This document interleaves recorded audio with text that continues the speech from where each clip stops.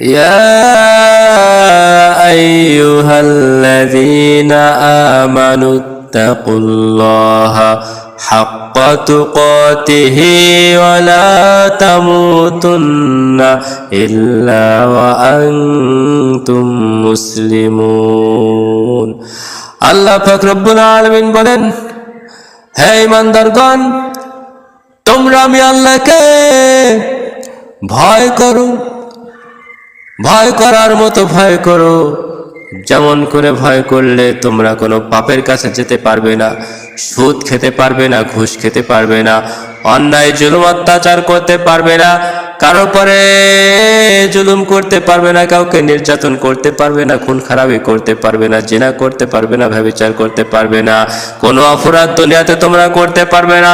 তেমন করে তোমরা আমি আল্লাহকে ভয় করো। তোমরা মনে রেখো, এই দুনিয়া পেয়ে তোমরা আমি আল্লাহকে ভুলে যেও না।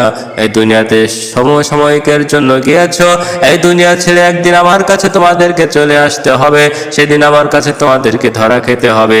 আমি আল্লাহর কাছে আসা ছাড়া তোমাদের কোনো উপায় নাই। প্রত্যেকটা মানুষকে, প্রত্যেকটা প্রাণীকে মৃত্যু থেকে বাঁচার কোনো কায়দা নাই। ইয়া আইয়ুহাল্লাযীনা আমানুত্তাকুল্লাহ, হে ইমানদারগণ, তোমরা আমি আল্লাহকে ভয় করো, হাক্কা তুকাতিহি, ভয় করার মতো ভয় করো। ওয়ালা তামুতুন্না, যে আল্লাহ তাআলা আমাদের মৃত্যুবরণের কথা বলেছেন, কুল্লু নাফসিন যায়িকাতুল মাউত, যে আল্লাহ বলেছেন প্রত্যেকটা জীবনকে মৃত্যুবরণ করতে হবে, প্রত্যেকটা মানুষকে মৃত্যুবরণ করতে হবে, আমি আল্লাহর কাছে ফিরে আসতে হবে। সেই আল্লাহ তাআলা বলতেছেন, লা তামুতুন্না, লা তামুতুন্না, লা তামুতুন্না, তোমরা মৃত্যুবরণ করো না, তোমরা মরো না, তোমরা মরো না। যে আল্লাহ মৃত্যুর কথা বলে দিয়েছেন, সেই আল্লাহ আবার মৃত্যুবরণ করতে নিষেধ করে দিয়েছেন।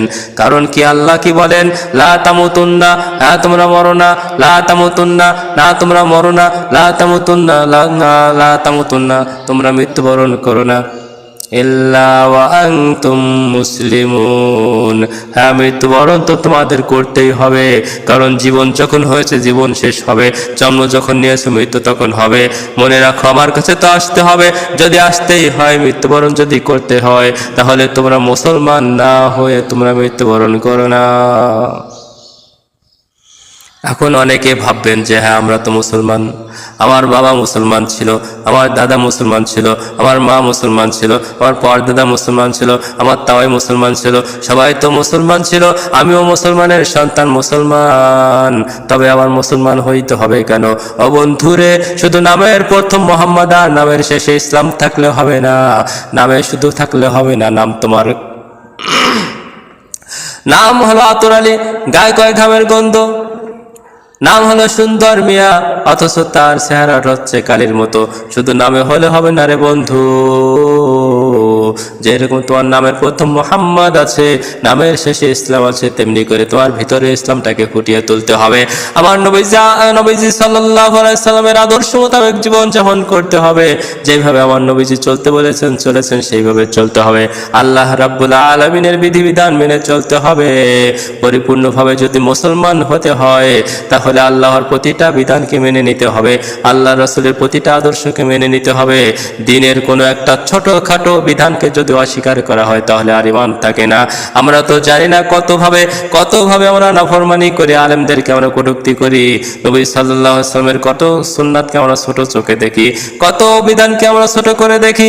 এইভাবে যদি কোনো আল্লাহ তাআলার কোনো বিধানকে ছোট করে দেখা হয়, তাহলে আর মুসলমান থাকে না, ঈমান থেকে নাম কাটা যায়। ও বন্ধুরে, সতর্কতার সাথে চলতে হবে। ঈমান নিয়ে কবরে যাওয়া বড় কঠিন ব্যাপার। ঈমান ছাড়া যদি কবরে যেতে হয়, ঈমান ছাড়া যদি কবরে যাওয়া হয়, তাহলে ওই কবরে ধরা খেতে হবে, ওই কবরে ধরা খেতে হবে। কবরে কিন্তু আমরা বাঁচতে পারবো না, কারণ ওই কবরে বন্ধু বান্ধব কেউ থাকবে না, মা বাবা কেউ থাকবে না, আপনজনেরা কেউ থাকবে না, আমার সিকিউরিটি কেউ থাকবে না। একা আল্লাহ সেই দিন আপন হবে।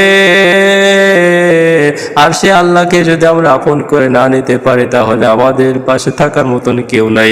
সেদিন কান্না ছাড়া উপায় নাই।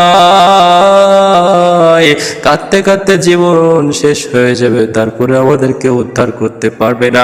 যে আল্লাহ বানালেন সে আল্লাহকে ভুলে গেছো, যে আল্লাহ নিয়ামত দিয়েছেন তাকে ভুলে গেছো, যে আল্লাহ সুস্থতার সাথে বাঁচিয়ে রেখেছেন তাকে ভুলে গেছো, যে আল্লাহ তাআলা খাওয়াচ্ছেন পড়াচ্ছেন তাকে ভুলে গেছো, যে আল্লাহ তাআলা ভালোবাসা দিয়ে দুনিয়াটাকে পরিপূর্ণ করে দিয়েছেন সে আল্লাহকে ভুলে গেছো। দুনিয়াতে সামান্য একটু মহব্বত ভালোবাসায় পড়িয়া স্ত্রীর জন্য এত পাগল, সন্তানের জন্য কত পাগল, মা বাবার জন্য কত পাগল, অথচ যে আল্লাহ তাআলা তোমাকে স্বপ্ন দেখে দুনিয়াতে পাঠালেন, ভালোবেসে তোমার জন্য দুনিয়াটা তৈরি করলেন, তোমার জন্য জান্নাত বানালেন, তোমার জন্য এত সুন্দর একটা দুনিয়া দিলেন, সে আল্লাহকে তুমি ভুলে গেছো রে মানুষ। চিন্তা করে দেখো বাবা কোথায় গেল, দাদা কোথায় গেল, আপনজনেরা কতজন কবরের ভিতরে চলে গেছে। একদিন আপনাকে আমাকে সকলকে চলে যেতে হবে, এখানে কারো থাকার মতো জায়গা নাই, থাকাও যাবে না রে বন্ধু। অট্টালিকা প্রাসাদ টাকার পাহাড় যা কিছু করো না কেন, সব কিছু ছেড়ে একদিন চলে যেতে হবে, একদিন চলে যেতে হবে। এই দুনিয়াতে চিরদিন আমরা কেউ থাকতে পারবো না, এই জন্য জীবনটাকে এমন করে সাজাতে হবে যখন মৃত্যু হবে তখন যেন আমাদের জবান থেকে অন্তর থেকে আমরা বলতে পারি লা ইলাহা ইল্লাল্লাহু মুহাম্মাদুর রাসূলুল্লাহ।